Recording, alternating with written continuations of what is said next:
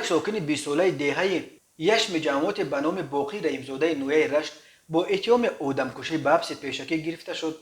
وزارت کارهای داخله گفت این جوان روز 12 ایول تخمینا ساعت 18:00 در دهه یشم از روی خصومت شخصی با یک همدهه 21 سالش جنجال کرده با کارد شکاری یک مرتبه به طرف چپ قفس سینه نامبرده زده از جای حادثه غیب زده است. در نتیجه جبر دیده هنگام جراحی در بیمارخانه جان داده است.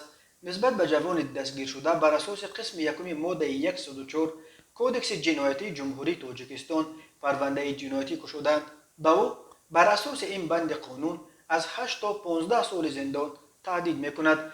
وزارت کارهای داخله در اطلاعیه‌اش اسم گمانبر شونده و جبر دیده را نآورده است، ولی بنا به اطلاع دریافته نیمه دوم روز 12 ایول در دهه یشم 5 نفر از اولاد حسینوف و حمیدوف علیرضا خدایارف سال تولدش 2000 دانشجوی سال دوم دانشکده رشت را هدف حمله و لطکوب قرار دادند. در عین زنوزنی علیرضا خدایارف را به قفس سینه‌اش کارد زدند.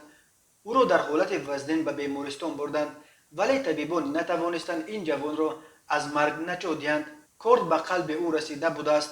مقامات ملیسا ابتدا 4 نفر را از اولاد حسینوف و حمیدوف در رابطه با این حادثه دستگیر کردند، ولی در نهایت تنها ظفرجان پسر نصرالدین حسینوف سال تولدش 2000 که گفته می شود ضربه کارد را به قلب علیرضا خدایارف ماز او زده است به حبس پیشکی گرفته شد و 3 نفر دیگر را که تنها به افباشی گروهی عیبدار می شوند فعلا شرطاً جواب دادند. خصومت بین حسینوف و حمیدوف با خدایارف از بس بر سر یک قطعه زمین آغاز یافته چند سال باز ادامه دارد.